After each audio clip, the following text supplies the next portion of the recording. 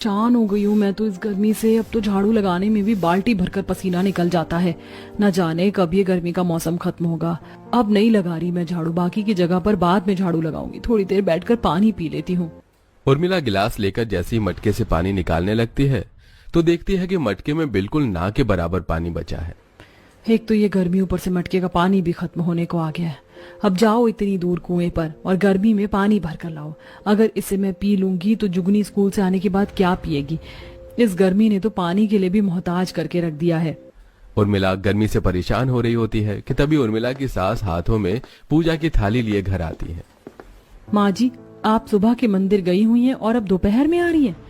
वो लाजवंती है ना, उसकी तबीयत काफी खराब हो गई है। गरम लू लग गई है उसे। कल उसका बेटा उसे शहर के सरकारी अस्पताल में दिखाने के लिए ले जाएगा। इस गर्मी ने तो हम सभी गांव वालों की नाक में दम करके रख दिया है। न घर के बाहर रह सकते और न ही घर के अंदर। माँ जी, घर के अंदर रहें भी तो कैसे रहें। सबके घास फूस के घर बने हुए हैं। घर है, जगह जगह से धूप की किरणें घर के अंदर आती हैं। दिन तो दिन, रात में भी घर बिल्कुल आग की भट्टी बना रहता है। ठंड हो, बारिश हो या गर्मी, चैन किसी भी मौसम में नहीं मिलता है। मैं तो परेशान हो गई हूँ। माँ जी, आप घर में रुकिए, जुगनी के आने का समय हो गया है। मैं जब तक जाकर कुएं से पानी भरकर ले आती हूँ। खाना बनाने के लिए भी घर में पानी नहीं है। उर्मिला मटका उठाती है और अपनी पड़ोसन शारदा के साथ दूर कुएं पर धूप में पानी भरने के लिए निकल जाती है। मेरे पति ने तो साफ साफ कह दिया कि अगर गर्मी इसी तरह रही तो हम दूसरे गांव चले जाएंगे। आसपास के सभी गांव में भी गर्मी है, लेकिन वहां के हालात इतने बुरे नहीं हैं। आसपास के गांव में सबके ईंट पत्थर के घर बने हुए। एक हमारा इकलौता गांव है जहां सबके घास फूस के झोपड़ियां हैं। ये तो है, लेकिन गांव में हमारे पतियों की तनख्वाह भी तो इतनी कम है। सबके सब मजदूर हैं, 2 वक्त की रोटी मिल जाती है हम सबको, तो वही बड़ी बात है। उर्मिला और शारदा अपने अपने दुख एक दूसरे को बताते हुए कुएं पर जाती हैं और पानी भरकर घर आ जाती हैं। शाम के 6 बज चुके थे, लेकिन अभी तक उर्मिला ने चूल्हा नहीं जलाया था। अरे बहू, आज खाना बनाने का इरादा है या नहीं? 6 बज चुके हैं और सबके घरों में चिराग जल गए और तूने अभी तक चूल्हा नहीं जलाया। माँ जी, सिर्फ चिराग ही जले हैं। लोगों के घरों में, किसी किसी के घर में चूल्हा भी नहीं जला है। 6 बज गए हैं तो क्या हुआ? आप देख नहीं रही हैं बाहर अभी कितनी ज्यादा गर्माहट हो रही है। अब इतनी गर्मी में मैं बाहर चूल्हे पर खाना कैसे बनाऊं? और घर के अंदर बनाऊंगी तो पूरा घर अंदर ज्यादा भभक जाएगा, रात को सो भी नहीं पाएंगे। ये गर्मी तो हम गरीबों की एक दिन जान लेकर रहेगी। चल बहू, जब तक सब्जी वगैरह काट लेते हैं। उर्मिला अपनी सास के साथ मिलकर सब्जी वगैरह काटती है और आटा गूंथ कर रख देती है।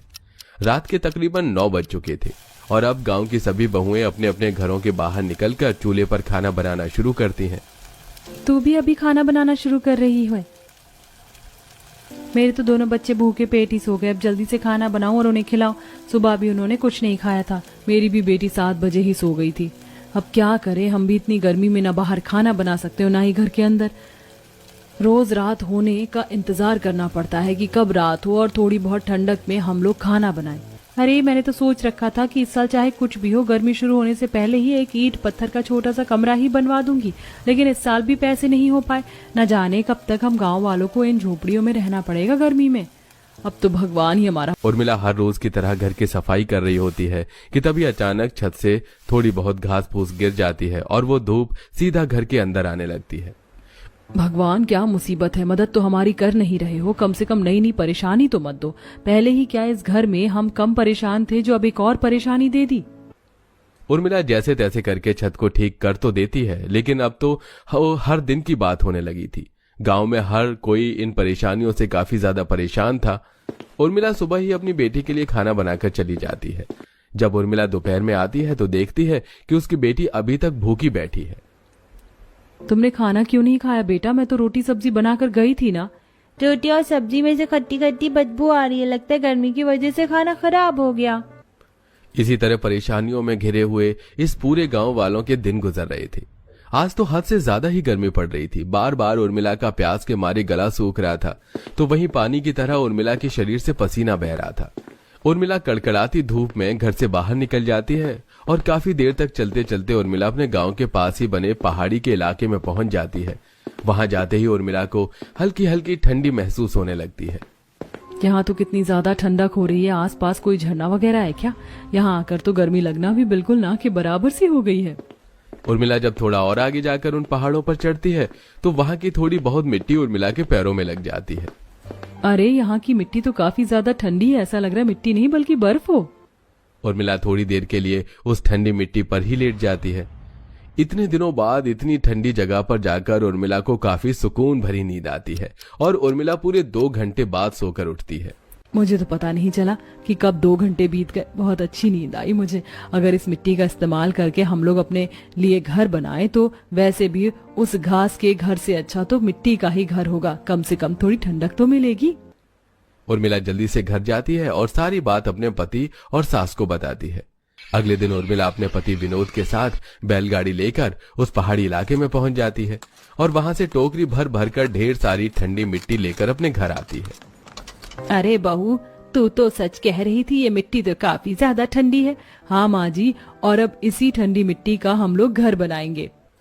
उस ठंडी मिट्टी में कुएं का पानी लाकर अच्छे से मिलाने के बाद उर्मिला अपने पति और सास के साथ मिलकर 2 कमरों का एक छोटा सा मिट्टी का घर बनाती है।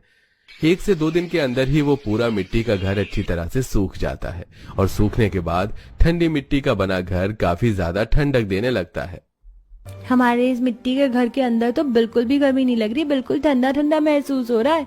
कितनी ठंड लग रही है, अब तो मैं बिना चादर बिछाए इस जमीन पर आराम से सो सकती हूँ। गर्मी में भी अपनी ठंडी मिट्टी वाले घर में अब पूरा परिवार काफी ज्यादा खुश रह रहा था। ऐसे ही 2 दिन गुजर जाते हैं और उर्मिला को पड़ोसन शारदा अपनी सास कलावती के साथ उर्मिला के घर आती है।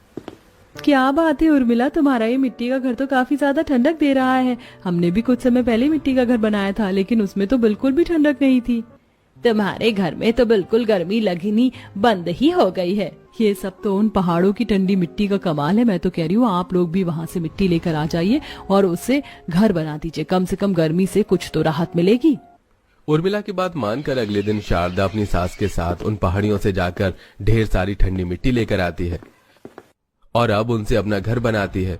एक को देखकर गांव में अब कई सारे लोग उन पहाड़ी से ठंडी मिट्टी लेकर आते हैं और उससे अपना घर बनाते हैं।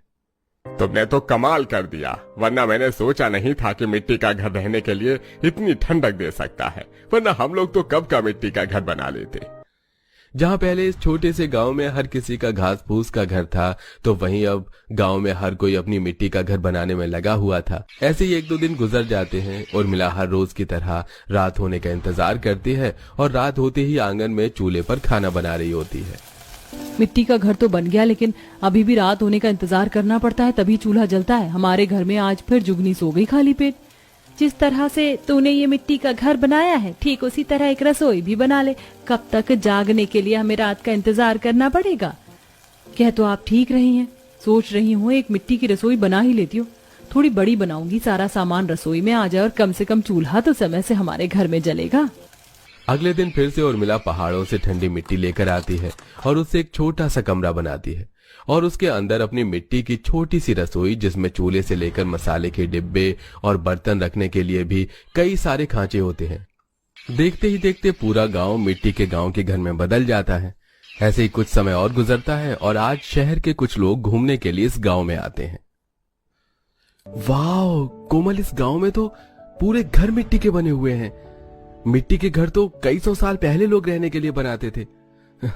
मुझे नहीं पता था कि आज के समय में भी लोग इस तरह के घर बनाते हैं। सारे घर कितने ज्यादा ब्यूटीफुल है ना, मुझे तो ऐसे ही घर में रहना है। उर्मिला उन शहर से आए लोगों को अपने मिट्टी के घर के अंदर ले जाते हैं और अंदर से वो सभी घर देखने लगते हैं। आपका ये मिट्टी का घर बाहर से सुंदर दिखने के साथ साथ अंदर से काफी ज्यादा ठंडा है। बहुत अच्छा है आपका ये मिट्टी का घर। इस मिट्टी के घर के साथ आपके इस घर और गांव की काफी सारी फोटोज क्लिक करना चाहते हैं और उन्हें हम सोशल मीडिया पर पोस्ट करेंगे ताकि शहर के लोग इस गांव में आकर इस गांव की खूबसूरती को देख सके। शहर से आए वो सभी लोग मिट्टी के घर से भरे उस गांव की काफी सारी फोटो क्लिक करते हैं। इतने सुंदर सुंदर मिट्टी के घर के जब वो लोग सोशल मीडिया पर पोस्ट करते हैं फोटो, तो शहर के काफी सारे लोग उस गांव में आते हैं। कुछ समय पहले तक जहां शहर में रहने वाले लोगों को इस छोटे से गांव का नाम तक नहीं पता था, अब सभी गांव वाले हंसी खुशी अपने घरों में रहते।